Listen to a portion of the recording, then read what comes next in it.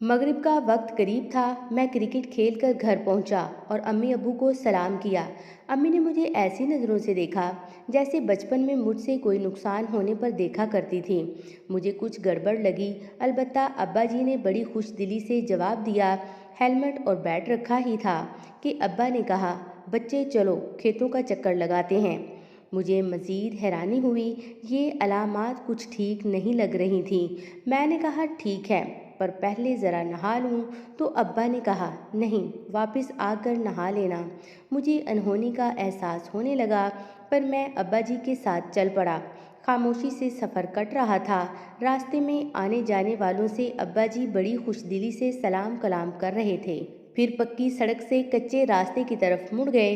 मैं भी साथ साथ था कि एक ढाबे के साथ एक कुत्ता बैठा देखकर अब्बा जी बोले, यार तुम्हारा कुत्ता किधर है? मैंने कहा, अब्बा जी वो अपने दोस्त को दे दिया है, उसे अच्छा लगता था। तो अब्बा जी ने पूछा, अब रखोगे नया कुत्ता या नहीं?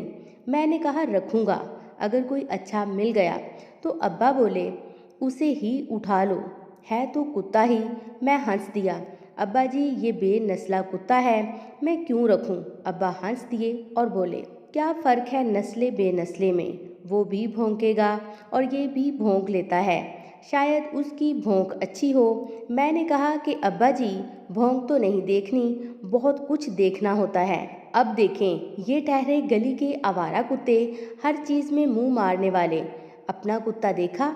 कभी घर के उस हिस्से में नहीं आया, कभी किसी बर्तन में मुंह नहीं मारा, कभी ऐसा नहीं हुआ कोई खुला बर्तन पड़ा हो और उसमें मुंह मारा हो, किसी का लिबास तक कभी नापाक नहीं किया। अब्बा हंस दिए और बोले, बेटा कुछ बातें कुत्तों और इंसानों में एक जैसी होती हैं, पर शर्त है दोनों नस्ली और ख़ानदानी हों। मैंने पूछा मसलन?